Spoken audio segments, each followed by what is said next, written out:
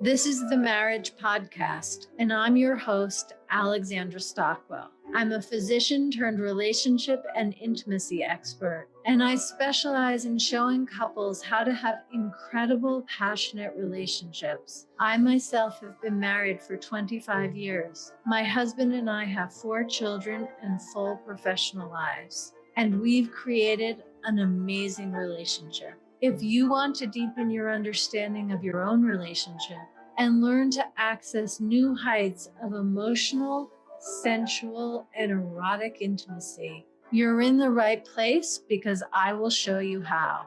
Let's dive in.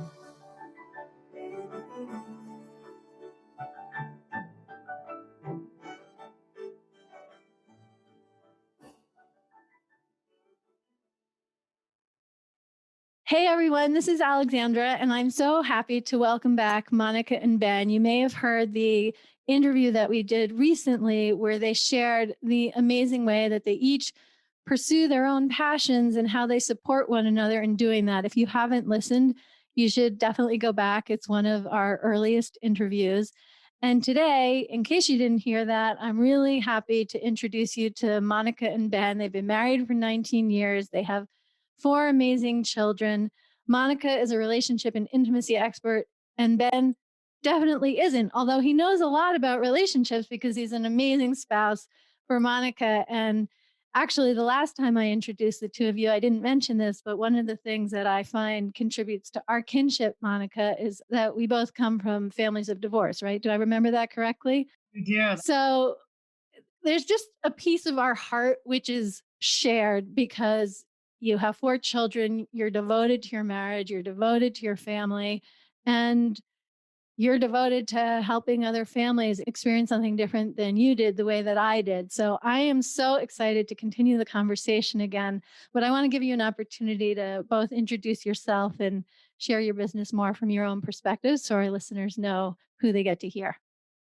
Yeah. So we're the Tanners, Ben and Monica Tanner, and you described him as an awesome husband, but I do have to throw in that he did earn that by putting up with me for 19 years because I did come with a lot of baggage that he kind of had to sift through to so that the real amazingness of me could shine through. So I do give him props for that. He did do an amazing job of putting up with a lot of the baggage that comes a little bit from being a child of divorce and kind of figuring out the whole thing. So I do give him a lot of credit for fostering my growth or putting up with the growth that had to happen there. But we do have 4 amazing kids, 2 girls and 2 boys. 2 of them are teenagers. They keep us very busy. There's a lot of emotions, a lot of excitement. And especially during COVID, we've been in close quarters, this whole year. And so I feel like we've really bonded as a family and learned some really interesting things about each other and continue to do so. So that's us in a nutshell.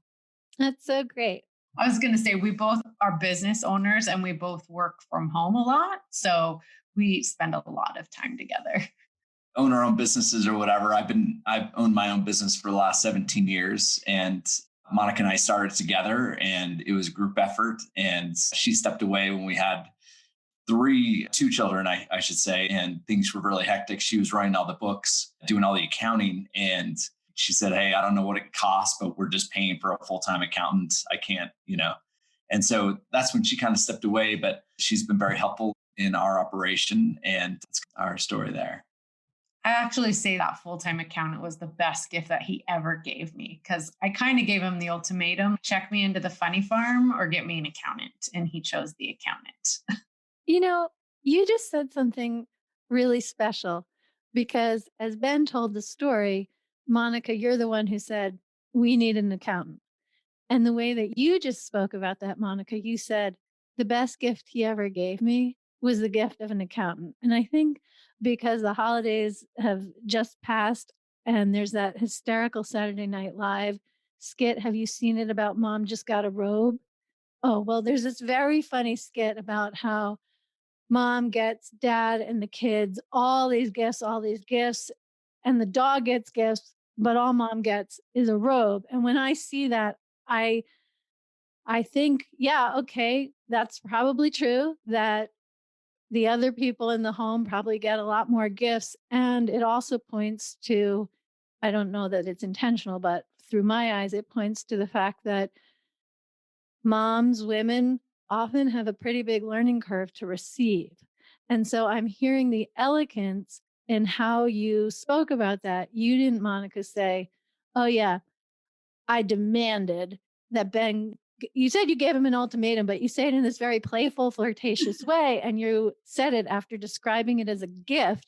And that just, it's such a beautiful way to look back on what was definitely, it sounds like a very tense and intense moment, but you speak about it with such love and levity. Any comment on that? Because I think it's a real skill. It's a learnable skill, but it's a real skill to refer to times that were stressful in that beautiful way you just did. Yeah. So, what's interesting about that, Alexandra, is I just did a podcast episode about how I faced my biggest fear, which was this anxiety that I used, this debilitating anxiety that I used to get. And so, I think that when we can look back on our challenges and see the gifts in them, I think that's when we've truly healed.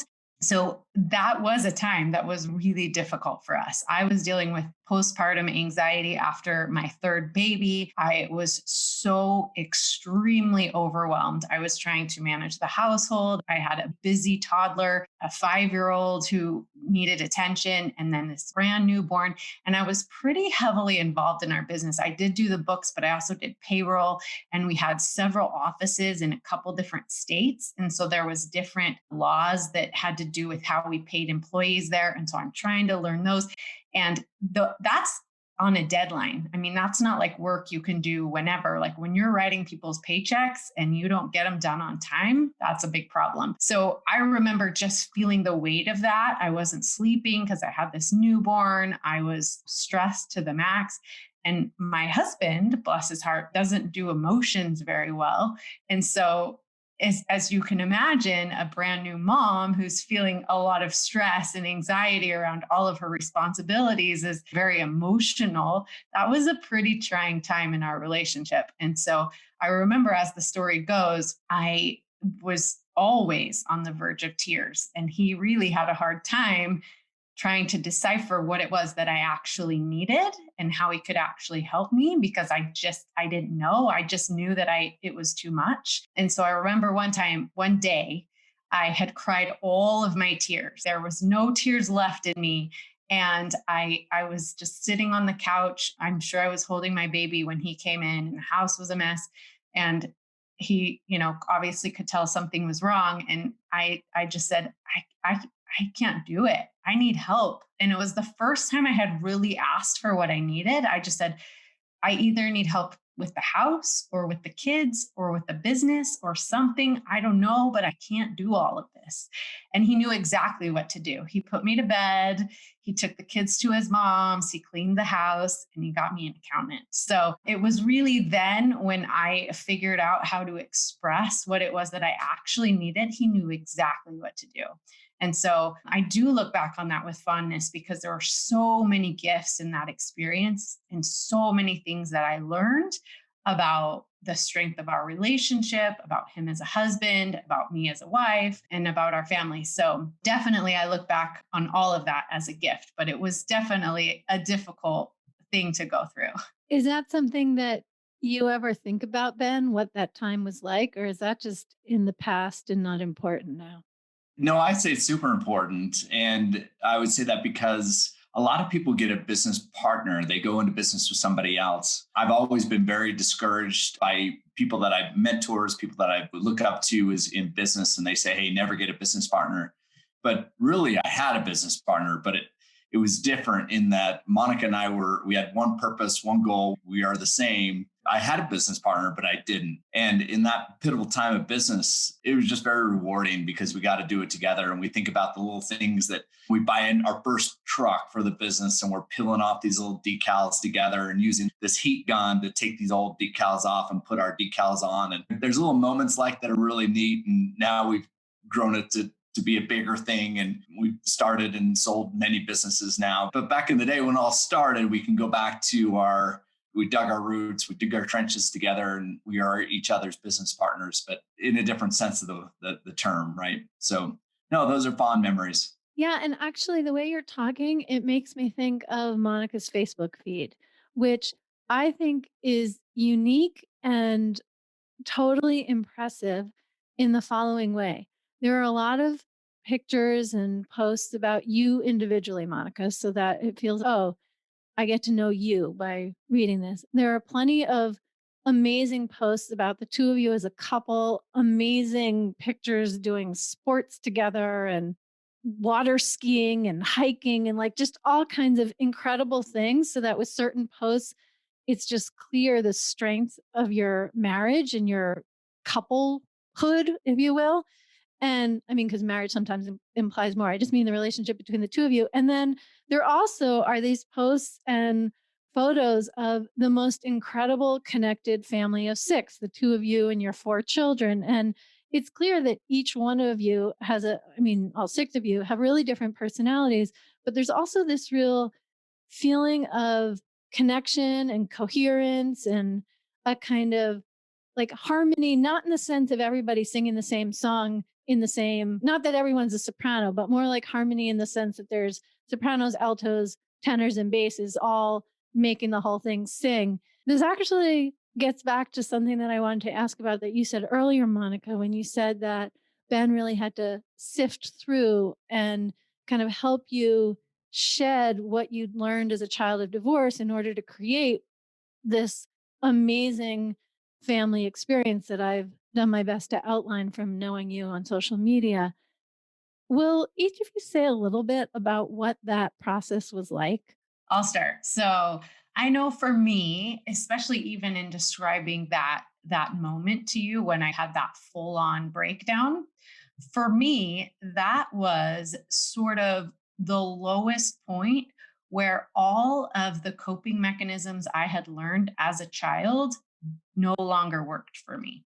Will you give a few examples? I know exactly what you're talking about, but I think there are a lot of people who wouldn't. So when my parents got a divorce when I was 12, I kind of figured out how to get through that period of time. There was a lot of other things that were kind of unique to my situation. My mom moved away, and so I lived with my dad and my stepmom. That became a bad situation and I got kicked out of the house. And there were just a lot of things where I kind of developed this sense of like me against the world. I can't really rely on anyone. It's just, I got to figure it out. I became pretty resilient, resourceful. I didn't ask for help because I didn't really feel like I could rely on anyone else. Also, I developed this need to be really good at anything I did. So that's how I kind of earned love and praise, was by accolades and being good at things and things like that.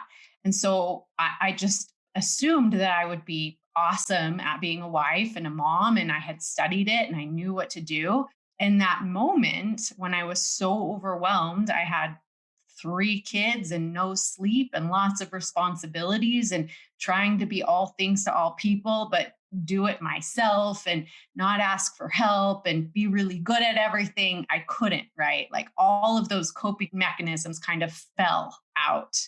And I wasn't able to do it on my own. And I wasn't able to be really good at all of it. And so it was kind of like the lowest point where I had to ask for help and I had to rely on Ben. And it was the first time where I was like, I have to rely on this person. My biggest fear was that I wouldn't be good enough and therefore my husband would leave me. That was my biggest fear. Yeah, and that's very real. It's very real because it's kind of what I saw happen or how I interpreted it as a child. So my biggest fear was like, I'm not going to be able to hack it. I'm not going to be good enough and he's going to leave. Like if you don't earn staying married, it's not going to Yes, happen. yes, exactly that. And so it was in that moment where none of that stuff worked anymore for me. And I had to just face my biggest fear and be really weak and really reliant on his strength. And he came through for me. And I learned through that experience and the ensuing years and therapy and reading and other couples as mentors over those kind of years to kind of deconstruct all of that negative messaging, all of those coping mechanisms that no longer worked, and to become like a really solid, strong version of myself that could ask for help. I could depend on others. That's kind of what that process looked like for me. And he just was my rock, he kept assuring me, like, I'm not going anywhere. Like, he was able to see that pain in me, that fear in me. And of course, neither of us were ever perfect, but he was perfectly supportive in that, in that one area where I needed him to be solid, in that he kept saying, I'm not going anywhere. Like, I'm not going anywhere. And so I could heal. That is amazing. Did you think about it in the same way, Ben? As Monica mentioned earlier, I have a lot less emotions than most. I would say all women and most men. I kind of keep things to myself. And so when she's very emotional, I just kind of look at her and go, what's going on here? What is it? Like there's a code to crack? I guess. He has 4 sisters and a mom, and they're all amazing, but none of them show a lot of emotion. It's very strange. Yeah, I get that mostly probably from my mother. Like, I dropped her off at the airport this morning and it's like, hey, have fun. See ya. We're just not really emotional people. So yeah, Monica, I know, had all these emotions and feelings and anxiety for things, and thoughts that she was having never crossed my mind. So I'm just like, hey, let's just put our heads down and grind through this. We got it, was kind of my attitude. And she's more of a perfectionist, and I'm definitely not. Where we align is our work ethic. We're very hard workers, and she had to be okay with me not getting everything exactly right, and I had to be okay with her getting on my case for not getting everything exactly right. I think we all know a version of that one. Right. So we just kind of transitioned or morphed into, since that time, really, I pay all the bills and I do everything, and I don't save receipts like she does. I don't organize our personal files like she does, but it works, and we kind of transition there. And I'm just so grateful that he does it and I don't have to. It's so good. I really love it. So I want to ask you the question I asked when we spoke last time. Although I feel like everything both of you has said is already an answer, but I'm going to go ahead and ask anyway, because I really do think that marriage and committed relationship is the ultimate context for personal growth. And the reason I think you've already been sharing in this way is you like almost every single thing each of you has said is about the ways that you've grown. And I'd love to hear, what have you learned about yourself as a result specifically of being married to the person you're married to? Is there anything more you'd add to what you've already shared, Monica? I think such a huge aspect of growth is just sifting through the negative messaging and programming that we get as children. I think no matter how perfect our parents are, or wonderful they are, or however many mistakes that they make, I think no matter what, growing up is kind of painful. And all of us end up with some type of wounding. And that's just part of the process of growing up.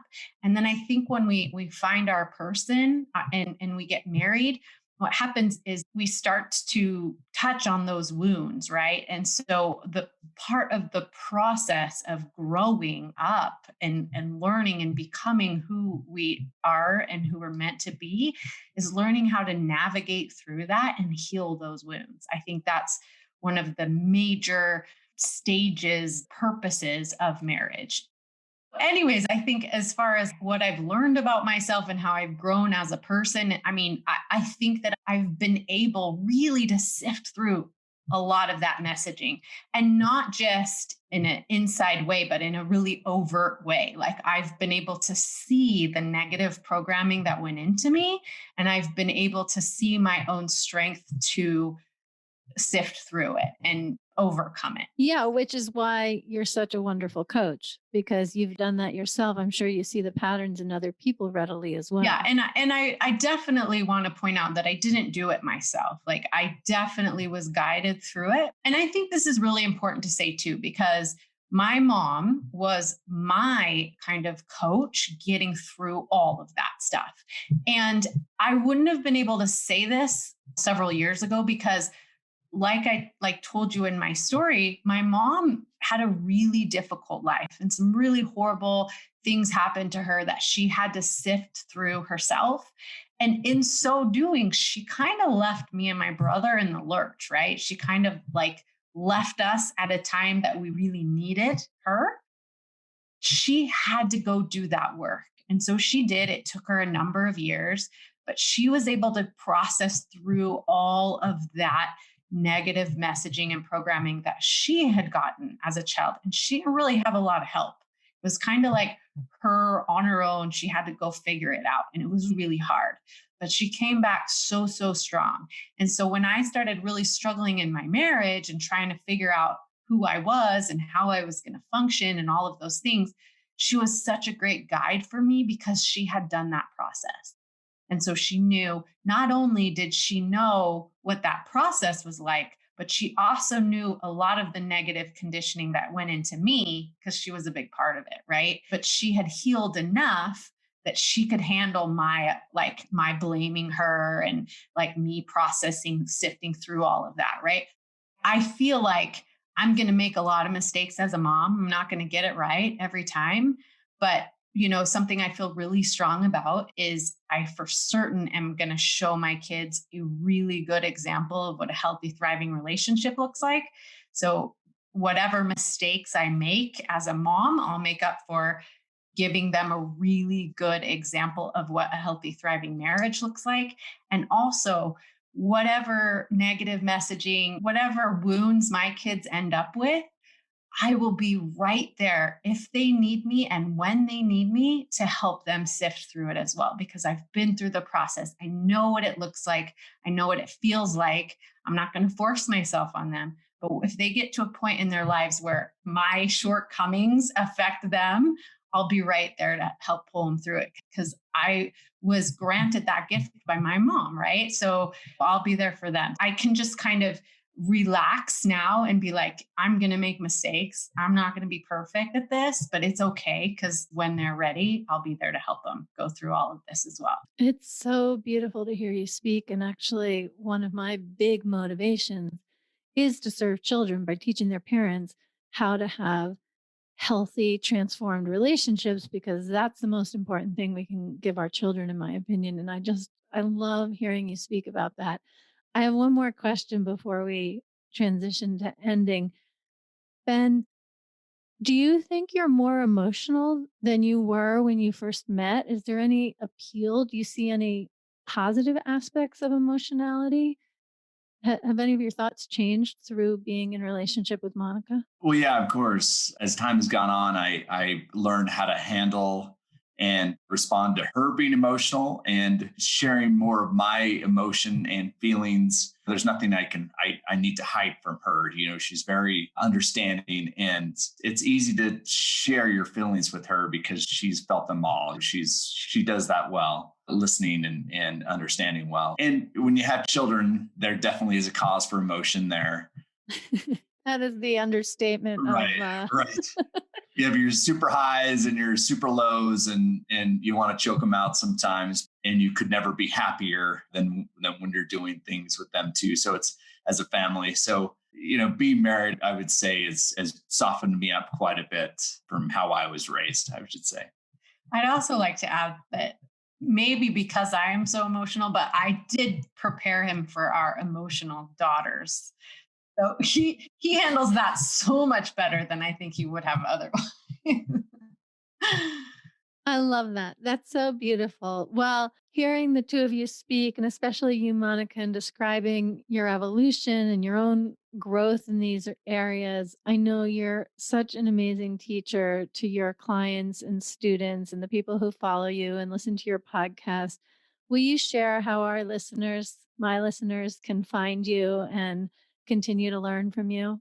Absolutely. You can find links to everywhere that I'm at from my website. It's www.onthebrightersideofmarriage.com. And like you said, you can find links there to my podcast, which is mainly directed to married entrepreneurs. So it's called On the Brighter Side of Marriage for Entrepreneurs. I have a Facebook group that you can get involved with.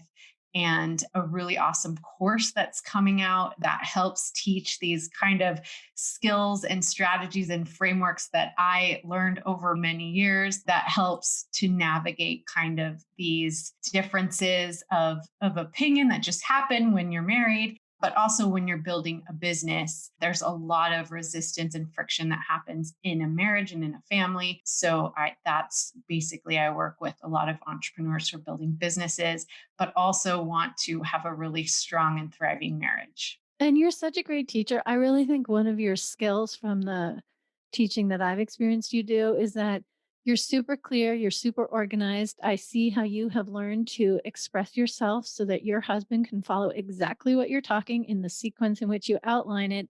And you're this amazing dynamic storyteller. Like listening to you, I have different stories come to mind that I heard you tell many months ago because you're just so good and you have such a wealth of stories that can illustrate pretty much any point you make. So if you're listening and you're an entrepreneur who's married and has a family or wants to start a family, I really encourage you to check Monica out because she has something really special to teach you. And I want to thank you so much. Thank you. What'd you say? I said, you're making me blush. I really appreciate you, Alexandra. Thank you for being such a big cheerleader to me and teaching me some really important stuff about intimacy, because that's a big part of marriage, as we know. Well, it's my pleasure. And I just think you and I have this amazing conversation that started both being in the same summit. We were guests. I've been on your podcast. Now you've been on mine twice. I'm going to be on yours with my husband, and the dance is going to continue. It's just really beautiful because I know that you have the same conviction I do that we want to reach as many people as want to learn because having a fantastic relationship is a learnable skill. And if your relationship is anything less than you desire, what's missing is education and some attention on it. So I love being a sister and providing that education. And I'm so grateful to both of you for this wonderful conversation. Thank you so Thank you. much. We had fun. Thank you for joining me for this episode of the Marriage Podcast. Please rate and review the show on iTunes. It really makes a difference. And if you have a question or a comment, reach out to me via my website at alexandrastockwell.com.